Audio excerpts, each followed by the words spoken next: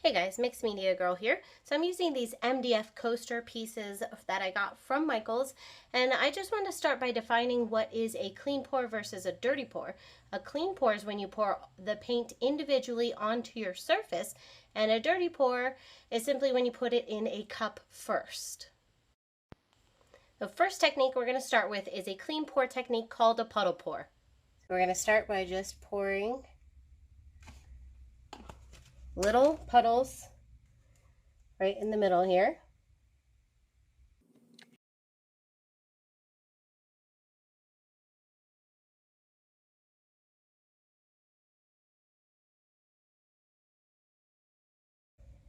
Right, and then we're going to tilt to cover our surface.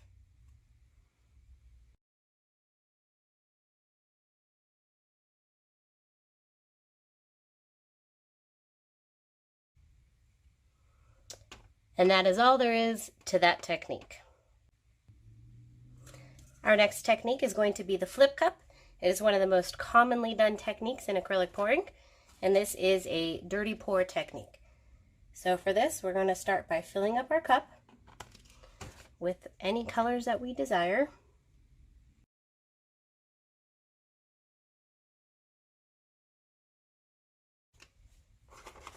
And then we flip it onto our paint surface.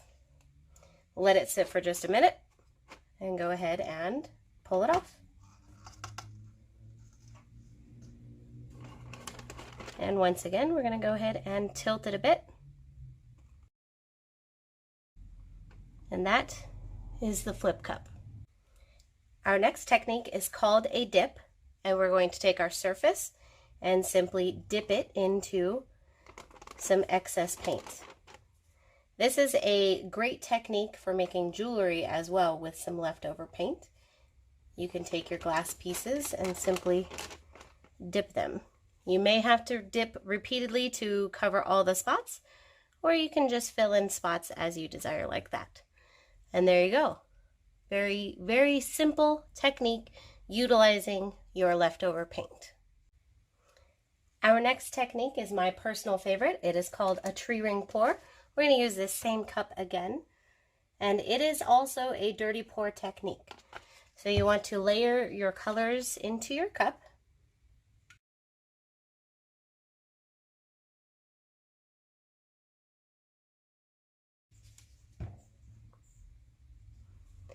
You are then going to, in a slow circular motion, pour it right in the middle of your surface, pouring as slowly as you can.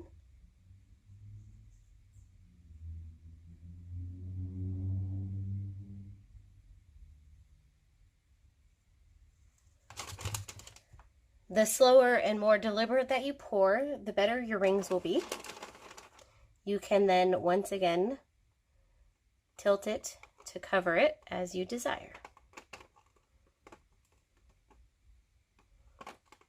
That is the tree ring technique.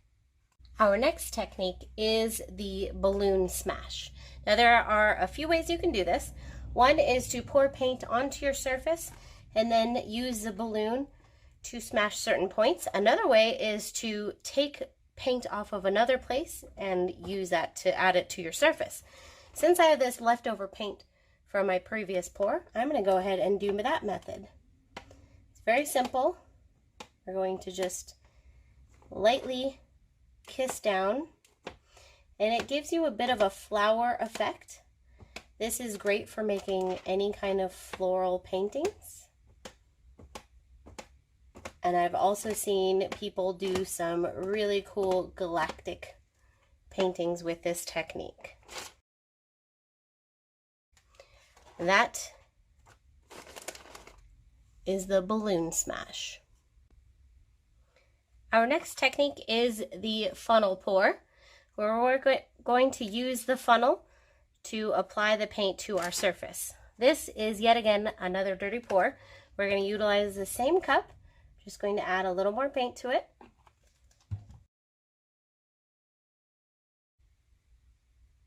And for this one, I find it best to cover your surface first with a solid layer of paint. We're going to place down some white here.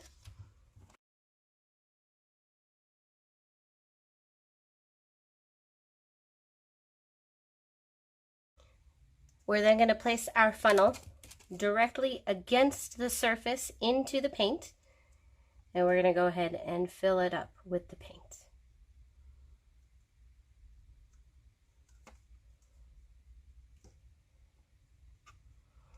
Then we're going to slowly release it so that it goes under your surface paint. And you can do this just straight up, or you can go in also a bit of a circular motion, kind of as if you were doing a tree ring. I tend to like this method. We will then go ahead and tilt.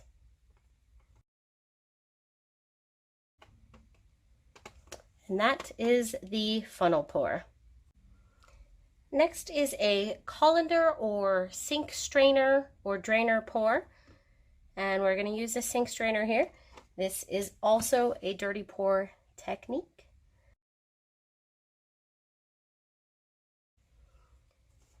We're going to then just pour it through the strainer.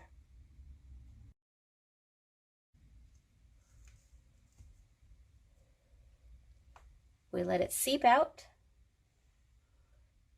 gently lift up, and we have a really cool pattern. Once again, tilt as desired. And that is the strainer technique.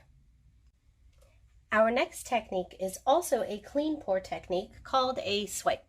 And for this technique, I have mixed 1 drop of spot-on treadmill silicone into a little bit of white here. And you can use silicone for any technique. This is the only technique that I use silicone for. So we're going to apply our colors individually onto our surface.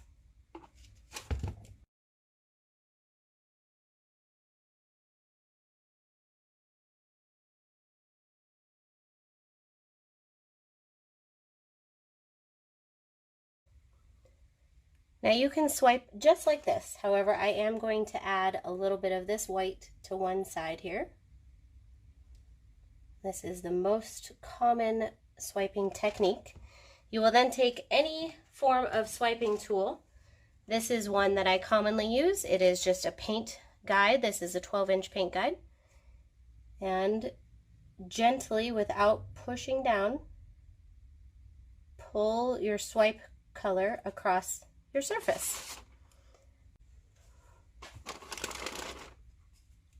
And that is the swipe technique.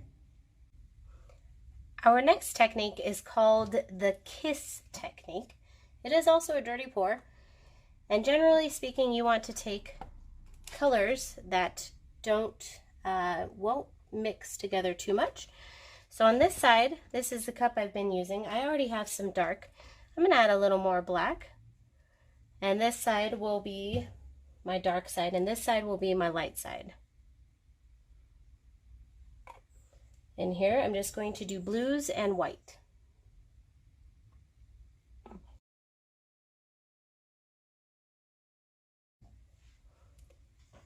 Now we want to take our 2 cups and making sure that they touch as you pour, you're going to pour them simultaneously. And in this regard, the paints are going to kiss as they touch your surface.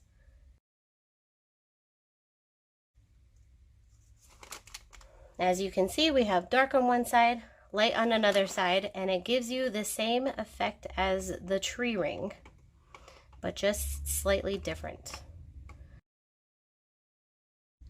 And there you have it, the kiss or soulmate pour. Our last technique is called the string pull. And we're going to take our leftover paint here. You can simply cover your surface with a solid color, or you can do any of the previous techniques. So in this case, I'm going to do the tree ring. Now the key on this is to make sure that the paint that is left on your surface is rather thin. And the reason for that is because if your paint is too thick, then any designs you make with your string will simply sink back in. We're going to take our string, and I've already poured some black paint here. We're going to go ahead and get this string fully covered by the black paint. And there are a lot of ways you can do this, but one of the easiest is to do a back and forth motion. And then you want one end to trail off.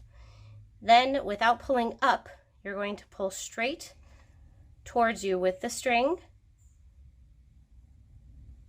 and it's going to create an awesome pattern. And as you can probably see why you wouldn't want too much paint, some of the paint does sink back over, but there you go. All right, guys, please let me know which technique was your favorite. And also, if you guys enjoyed this, let me know if you would like to see another video coming up with even more acrylic pour techniques. Thanks for watching. I'll see you next time.